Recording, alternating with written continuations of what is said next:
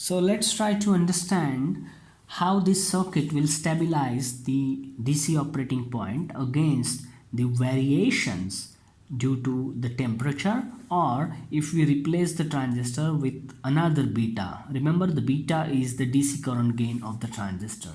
So let us apply the KVL, that is Kirchhoff voltage law. So we see that we apply the KVL from this point. So it would be written as VCC minus the drop across the resistor RC minus the drop across the resistor RB minus this drop across the base emitter junction VBE equal to 0. And that's what precisely we have written here. VCC minus the current multiplied by the resistor, that is the drop across the resistor RC. Remember, this current here is the sum of the two current IC plus IB, because the current that flows through the collector is IC and the current that flows through the RB is IB. So minus IB times RB, which is the drop here, and minus this voltage VBE, that equals to 0. Now we can just simplify and adjust this equation to calculate the voltage drop across the resistor RB, which is IB RB, and it is nothing but voltage across RB VRB. So we just adjust this equation and write this way: VRB therefore equals to VCC minus IC plus IB in bracket multiplied by resistor, that is the drop across RC minus the VBE. Now we see that if the current through the collector branch of the transistor increases due to the rise in the temperature, we see that the drop across this resistor will increase. Okay, so if the drop across this resistor will increase, so from this equation, if this drop across the resistor RC increases, the VRB will decrease. So if the voltage drop across the resistor RB decreases, then we can say that the IB will also be decreased, because IB is written as VRB over IB. So therefore you see that if due to temperature collector current rises, the drop across resistor RC increases, the drop across RB subsequently decreases, and therefore the IB will also come down, and automatically there is a negative feedback due to which IC gets controlled, because when the IB will go down, IC will come down.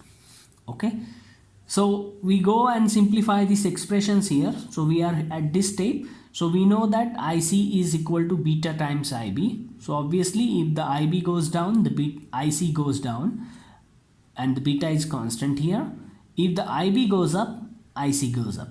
Okay, so we have this equation. We plug in the value of IC back into this equation and we get this expression for VRB, which is equal to VCC minus in parenthesis beta times IB. So we just put the value of IC here and get this equation, plus IB multiplied by RC minus VBE. We further simplify that, which is equal to VCC minus IB comes out here, so we can write this beta plus 1 in bracket multiplied by IB into RC minus VBE. And finally we know that IB is equal to this term, and therefore IB can be written as VCC minus VBE in divided by RB plus beta plus 1 in bracket multiplied by RC.